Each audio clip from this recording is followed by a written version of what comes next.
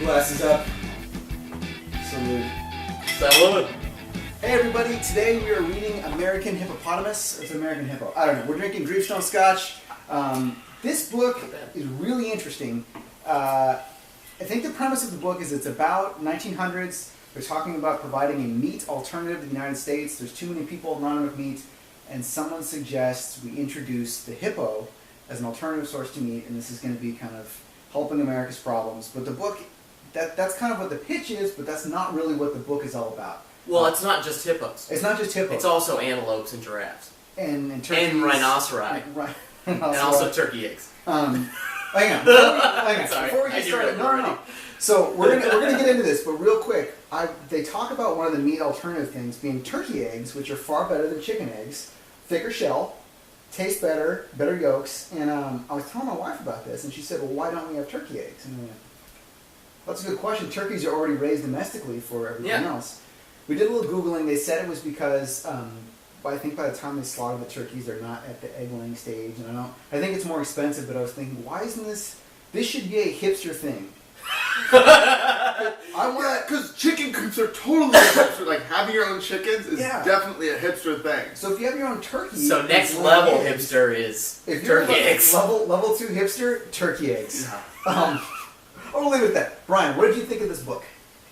I like the book. I actually heard this story on NPR a couple of months ago on This American Life. They did a short, 10-minute excerpt on this book, so I was totally into it. Excerpt. But what I liked about this book a lot, and I might derail the conversation a couple of times, is I just loved reading about what's the first? Burnham. Yeah. Burnham. Not Duquesne so much, but I just loved Burnham. I was like, hippo stuff. Let's hear some more life details about Burnham, the guy who was raised as a scout by these old pioneers. Yeah. So. We'll talk a little bit more about Burnham. I think that's an interesting thing. So there's two characters this book kind of centers around, and the whole story about the hippos is built kind of on the shoulders of these two dudes. What did you think of Burnham? Okay, so everybody who writes anything about Burnham talks about him in these hyperbolic terms. They're like, he's a man that had the far-off look in his eyes, like a man who was looking into the darkest heart of the darkest Africa. You know, just these really poetic terms. Anybody who meets, and there was this comedian they talk about who's introducing everybody in silly ways before they give their short speech to the Humane Society, and then when it's time to give the introduction for Burnham, all of a sudden he stiffens and he gets really solemn, and he gives this this 3-minute speech about this is a man to be respected. This man has lived a life that is just to be respected. Essentially, it was like a Chuck Norris joke, or like the most interesting man in the world. Yeah, I mean, it was. really. But everybody took him. It wasn't a joke. The Chuck Norris stuff was a joke. The most interesting man in the world is a joke. It's a joke? This guy, this guy is the real deal. And I find myself at times thinking, this guy can't be real. This guy who's what's the story? His father dies. His mother is they're on the frontier. His mother sees Indian scouts coming out of the forest. She knows she can't outrun the Indians with a 2-year-old boy in tow, so she hides him under this green corn shucks. Green corn shucks, because she knows it won't catch on fire. And she takes off sprinting into the woods, comes back hours later. No, like a day later. No. A week later. No, a month later. No, I don't know, but the house is smoldering. They did in fact burn the house, burn the barn, whatever it is, and she uncovers the green shucks, and in there is 2-year-old Burnham, who has been laying there still and silent while the rest of the house burned down around him. And he says, I followed, those were my first orders that I followed. To stay silent, right? Yeah, it's to stay silent as a scout. Oh my gosh. And then he runs away at age 13 or 14 or something. And he meets up with these old mountain men who teach him all the ways as scouts. They take a 6-month tour through the desert where he just lives off the land. And one of the quotes that stayed with me from quoting the book, was he felt like the primary problem with America, more than anything else, was a lack of courage and creativity. And it's like, okay, so he's writing about today still, people lacking courage and creativity. Derek, what do you think of this book? Yeah, I think the author even says that after he talks about Burnham and Duquesne. I always want to say Ducard, but it's not. It's Duquesne. He talks about Burnham and Duquesne in the whole book, and he talks about how they're trying to solve this crisis, this food shortage in America in 1910. Let's import African animals. The meat shortage. It was the great meat shortage. Yes, the great meat shortage. And so,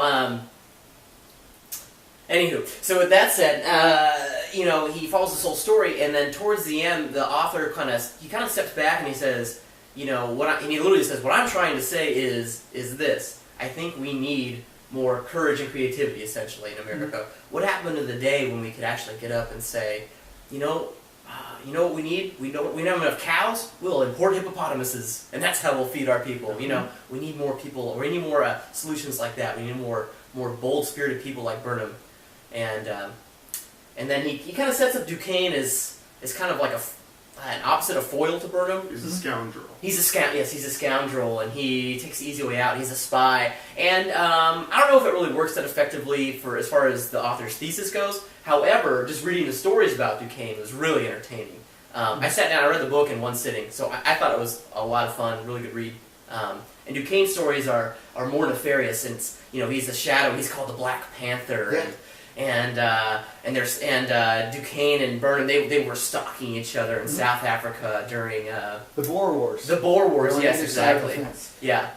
So this is a book about hippos, and what's kind of weird is Burnham and Duquesne were both fighting in the Boer Wars, and they were kind of on either side. So Burnham was on the British side, Duquesne was on the side of, I forget. The Boers. The Boers, yeah. They're Dutch? Dutch, yes. The Netherlands, so yeah. They're fighting against each other, and these guys were kind of the, like in World War II, you had Rommel, the Desert Fox, and it's kind of this, either side of the playing field, they're both trying to get each other. Both have this very spy-like, kind of crazy past. And with that, these guys are called on to help testify as to why we need hippos in America. They're kind of the experts on Africa.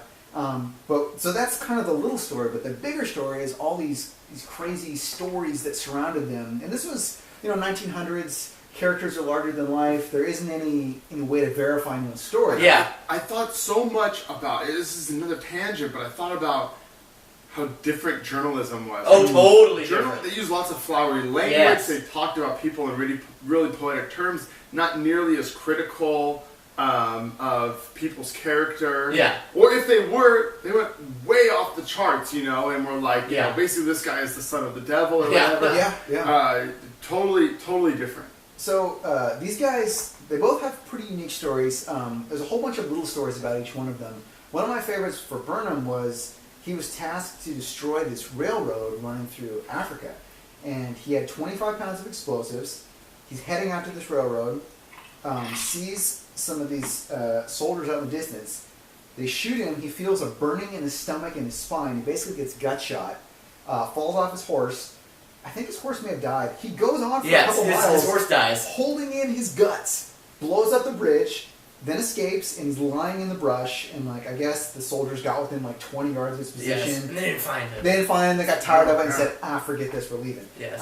So that's kind of the brave Captain Burnham was literally holding in his guts. Outwits the enemy soldier. Every that's the mythical story. soldier always has a gut shot. That is one of one of the American mythos. Charlie Beckwith, who found that's the truth. Beckwith. I can't remember, the founder of Delta Force had a 50 caliber gut shot. What? Yeah, with a 50 cal, his gut shot, the 50 cal lives through. That sets him up okay, now he's entered into the American mythos of the gut shot. Mm-hmm.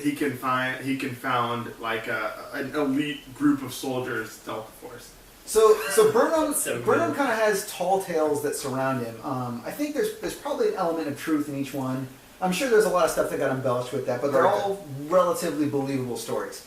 Duquesne, on the other hand, is the epitome of swindler kind of. Yes. He has all these crazy stories that no one really knows how much truth is in them. Probably less truth than most would suspect. Yes. There's one in the point of the story where he kind of gets into some trouble and gets arrested, and during his process of being in jail and everything else, claims to lose feeling in his legs.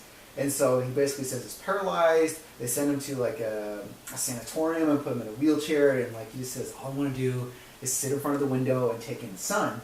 And they do this day after day after day. Well, it comes to find out that he wasn't paralyzed at all. He gets up and jumps out of the window and escapes and like evades police for like a week. This guy like faked his death, didn't like being dead, came back, claimed he was someone else, like claimed he was a war hero who had been gassed 4 times, abandoned 3 times. Yes. And the crazy part was, when this was written, no one was like, this sounds a little circumspect. Like, everyone was like, he must be telling the truth, Yeah. right? Well, I see it in the paper, so it's got to be true. Yeah, exactly.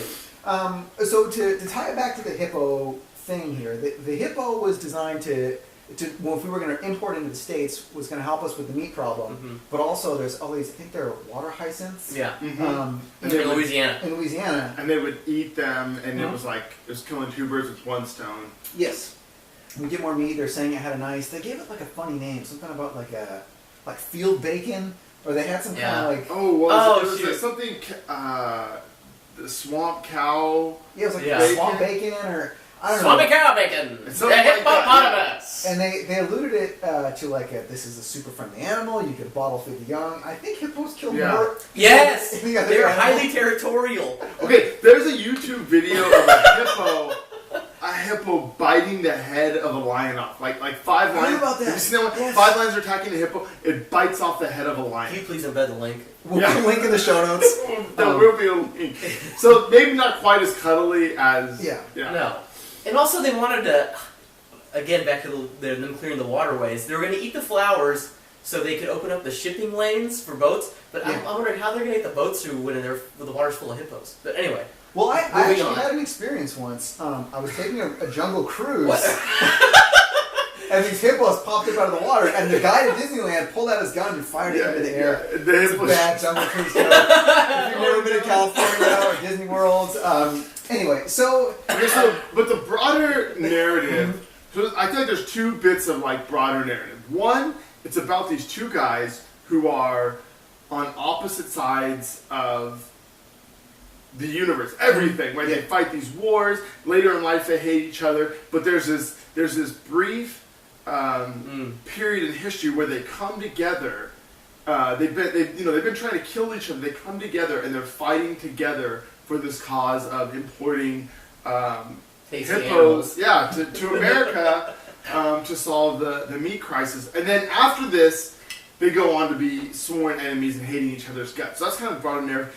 And then the other part of the broader narrative is this absolutely crazy idea of eating hippos instead of cows that it turns out isn't actually crazy. Once on its face, when you first hear about it, it's crazy. Once you read the book and you hear the rationale, you start to think, hey, that makes sense. Why don't we eat hippos? Or why don't we have turkey eggs? Like, Yeah, exactly. that could have happened. That could be the paradigm.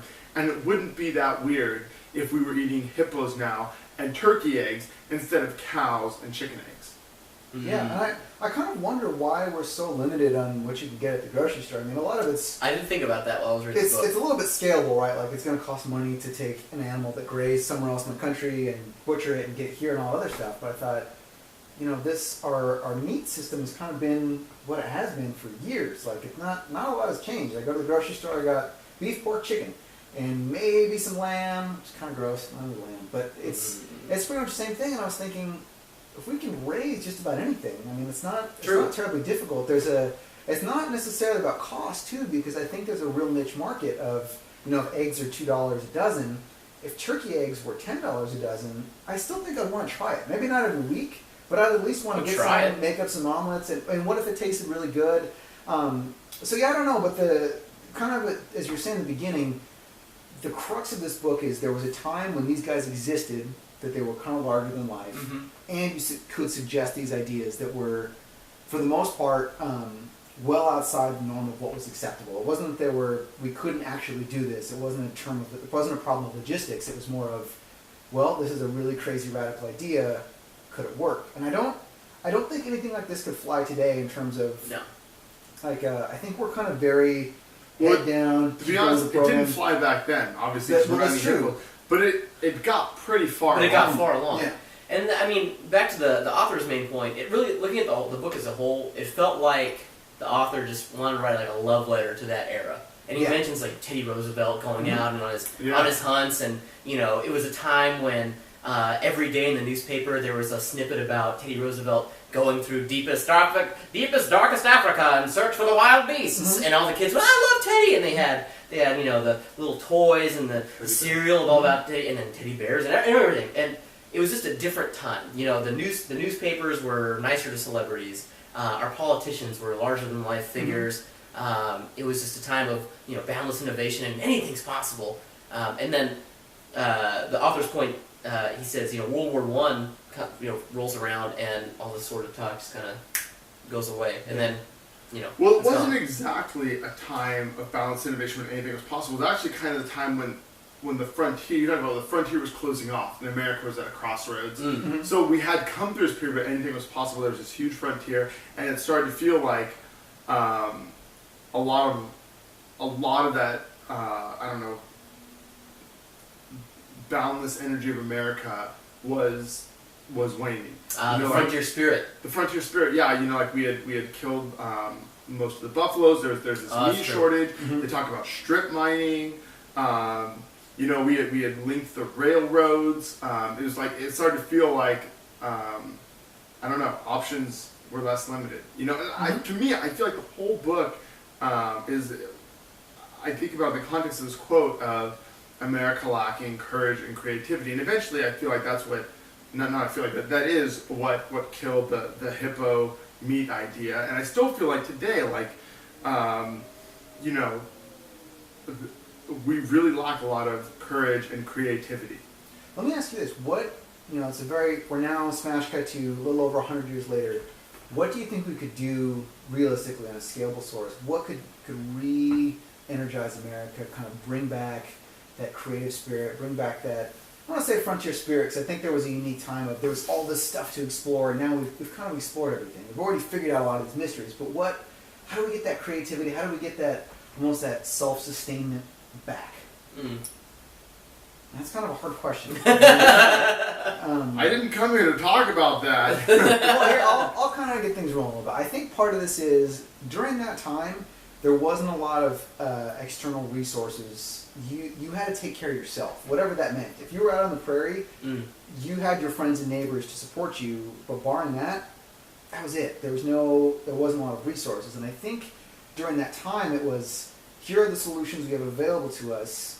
What can we do? If none of those work, okay, now we have to get creative. They were creative because they had to be creative.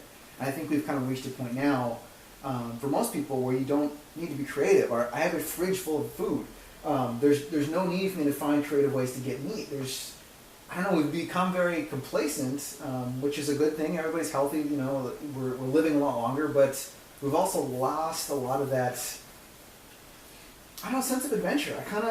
I liked reading about these guys going, the adventure left the States and they went to South America. Adventure left there, they went back to Africa. And I don't think our adventures now are mud races. I mean, there's not, we've kind of had to artificially create a new frontier to solve, a new problem to solve.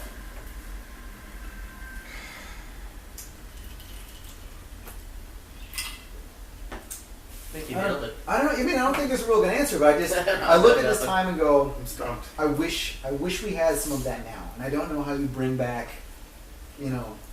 we've already solved all the big problems. Right now, our problem is how am I going to fill my free time? I've got Game of Thrones to watch. I've got to get caught up on House of Cards.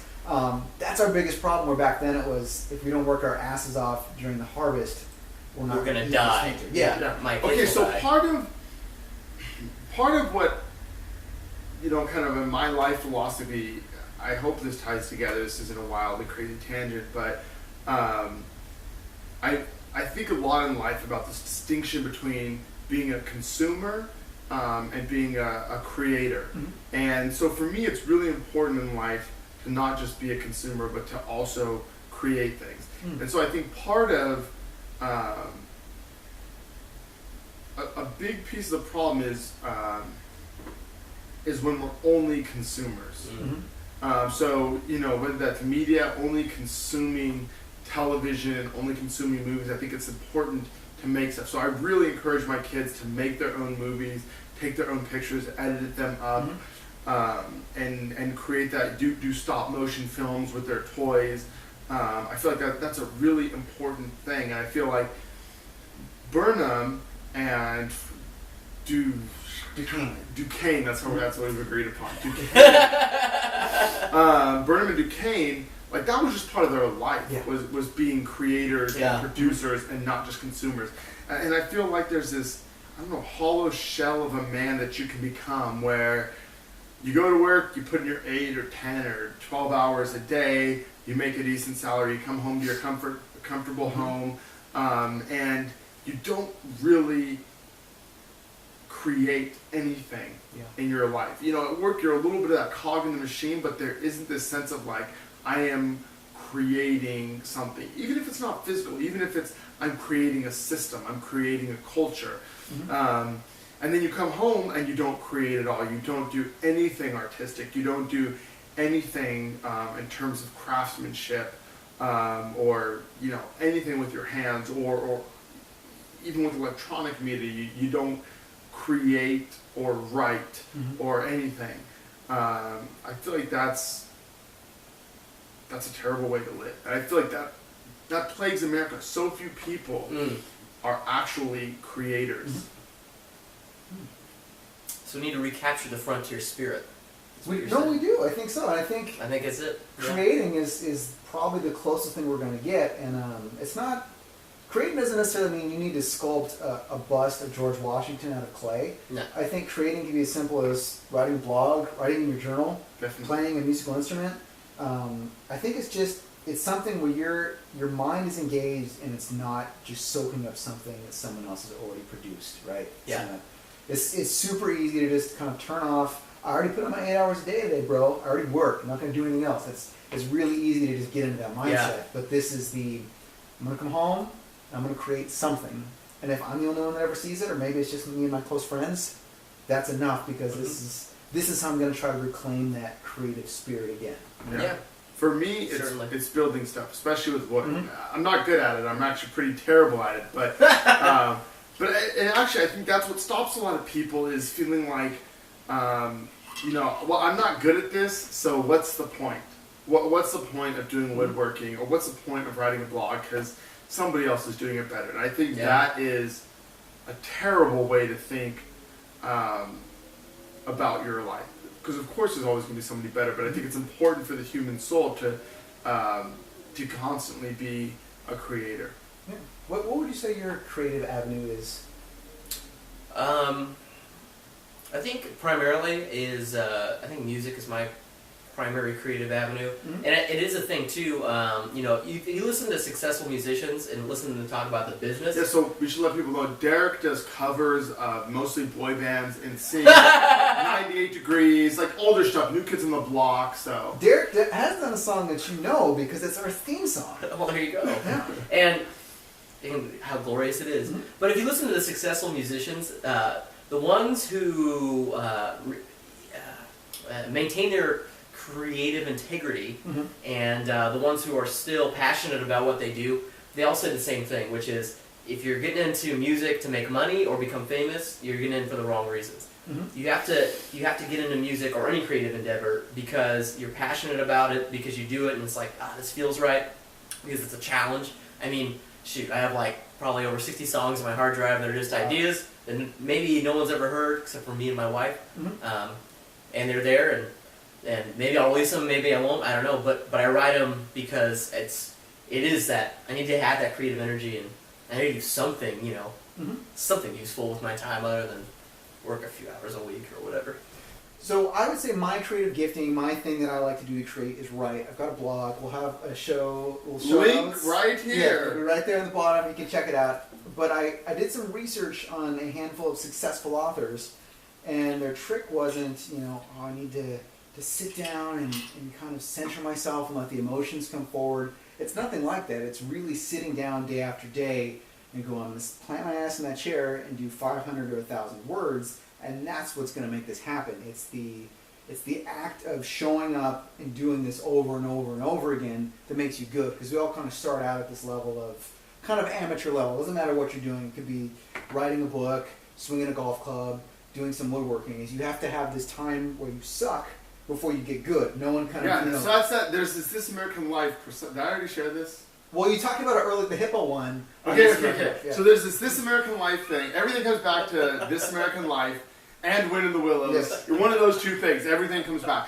Where Ira Glass talks about when you have a passion or some kind of inkling that you want to do something, to create something, there's this awkward stage from where you start to where you actually become good at it.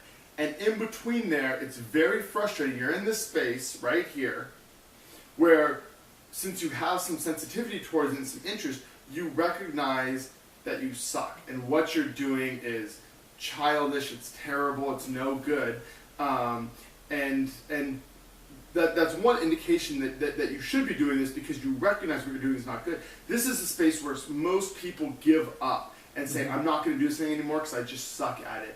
But if you can get through that, and you can get to this place where you actually develop some skill, a whole new world opens up to you. But most people quit in that place where they feel like they should be writers, and they're writing and they realize, I'm not Ernest Hemingway, I'm not writing the great American novel, I suck. I've been writing for 3 months now, and I'm not going to ever, write the bestseller, and they give up. So Ira Glass's point in This American Life, link in the description below, is that you've got to push through and you've got to stick with it. Mm-hmm. Yeah, I totally agree. And I think that's kind of the key of tying this all together.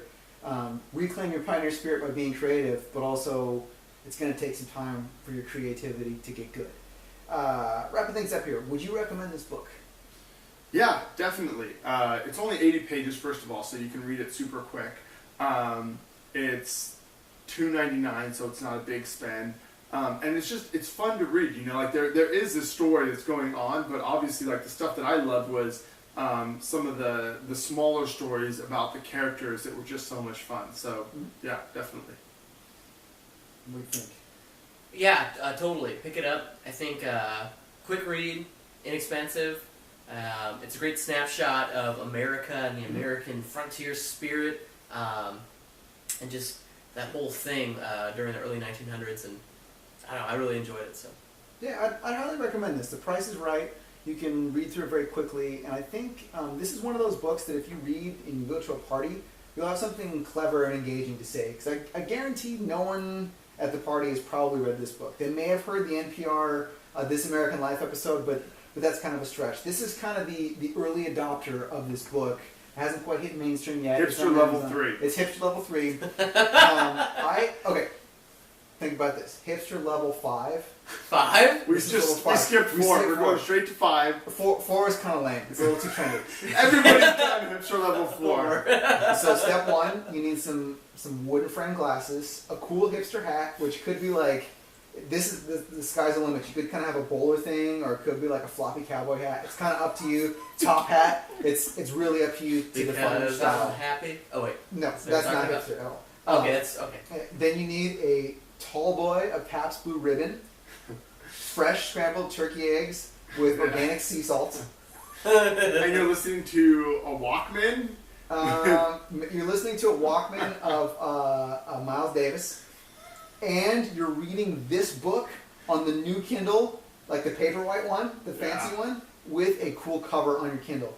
And you have to be eating standing up, or a refinished, salvaged. We're having a contest. If this describes you, yes, we're going to fly you out here for free to film the next book with us. Maybe not fly out here, but we can.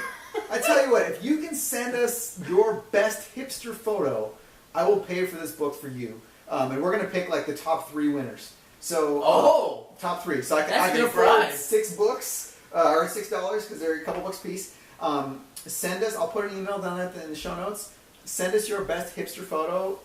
But $6, do we have the budget for that? I can swing it. We won't have as much booze next. We're gonna go bottom shelf booze next week. So we can accommodate the We wings. have a Walmart. Yeah, Walmart booze. But anyway, thanks for checking us out, guys. We appreciate your views. Leave us some comments, and next week, stay tuned for Wind in the Willows, Brian's favorite book. Wind in the Willows. All questions will be answered when you read Wind in the Willows. There's a frog in this book. All right, guys. Thank you. Bye.